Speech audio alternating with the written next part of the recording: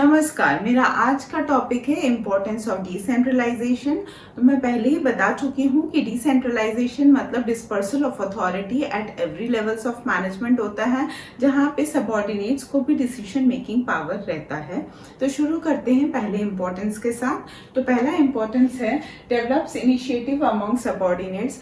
अभी सबऑर्डिनेट भी इनिशिएटिव ले सकते हैं, डिसीजन मेकिंग ले सकते हैं, क्योंकि वो लर्न करते हैं बाय डूइंग, मतलब सिचुएशन के हिसाब से सीखते रहते हैं। उनका प्रॉब्लम सॉल्विंग कैपेसिटी इंक्रीज होता है, वो अपने जजमेंट को एक्सरसाइज कर सकते हैं, डिसीजन मेकिंग पावर उन्हें दे दिया जाता है, जिसकी वजह से उनका मोरल इंप्रूव होता है, वो हाईली मोटिवेटेड होते हैं, उनका कॉन्फिडेंस इंक्रीज होता है, उनको ग्रेटर फ्रीडम मिलता है और इनिशिएटिव और विलिंगनेस टू वर्क उनमें हो जाता है। इसके अलावा भी लीडरशिप कैपेसिटी देखने को मिल जाता है कि कौन से सबऑर्डिनेट में लीडरशिप कैपेसिटी है, जिसके हिसाब से वो उनको फ्यूचर में यूज कर सकते हैं।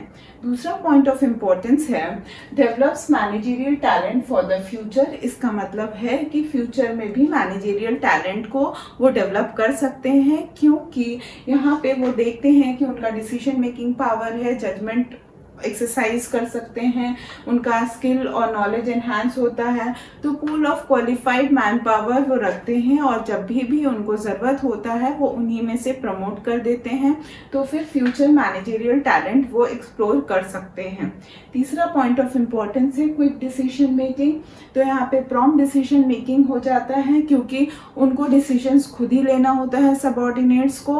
उनको कोई ज़रूरत नहीं होता है वेट करने के लिए, इंस्ट्रक्शंस और कंसल्टेशन के लिए। और उसके अलावा भी लॉन्ग चैनल के थ्रू जो मैसेज डिस्टॉर्ट होके आता था, उसका भी प्रॉब्लम अभी नहीं रहता है।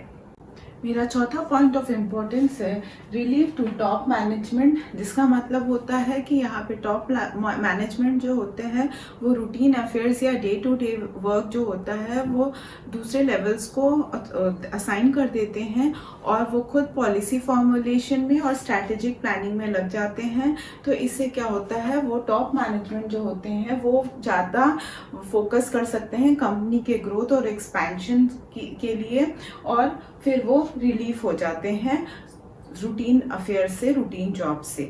उसके बाद फिफ्थ पॉइंट है फैसिलिटेट्स ग्रोथ, जिसका मतलब होता है कि जो सबऑर्डिनेट्स हैं उनको फ्रीडम मिल जाता है मैनेज करने का company affairs, day to day work का। इसकी वजह से क्या होता है, एक कंपटीशन प्रमोट हो जाता है विद इन द ऑर्गेनाइजेशन, सारे डिपार्टमेंट के अंदर। तो फिर क्या होता है, प्रोडक्टिविटी ओवरऑल जो होता है वो इंक्रीज हो जाता है ऑर्गेनाइजेशन में। तो इससे ऑर्गेनाइजेशन का ग्रोथ इंश्योर हो जाता है। छठा पॉइंट या आखिरी पॉइंट है बेटर कंट्रोल। बेटर कंट्रोल इसलिए होता है क्योंकि जो भी सबऑर्डिनेट्स अपना डिसीजंस वगैरह लेते हैं उसके लिए वो अकाउंटेबल होते हैं, तो एक कंट्रोल सिस्टम एनहांस होता है। उसके अलावा उनका परफॉर्मेंस भी इवैल्यूएट होता है, फीडबैक दिया जाता है सब सारे लेवल से, ऑल लेवल्स ऑफ मैनेजमेंट से।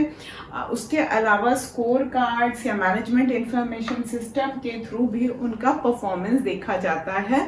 तो इससे बेटर कंट्रोल हो जाता है, उनके काम के ऊपर कंट्रोल हो जाता है, चेक हो जाता है कि वो अच्छे से काम कर रहे हैं कि नहीं, ये इंश्योर हो जाता है। धन्यवाद।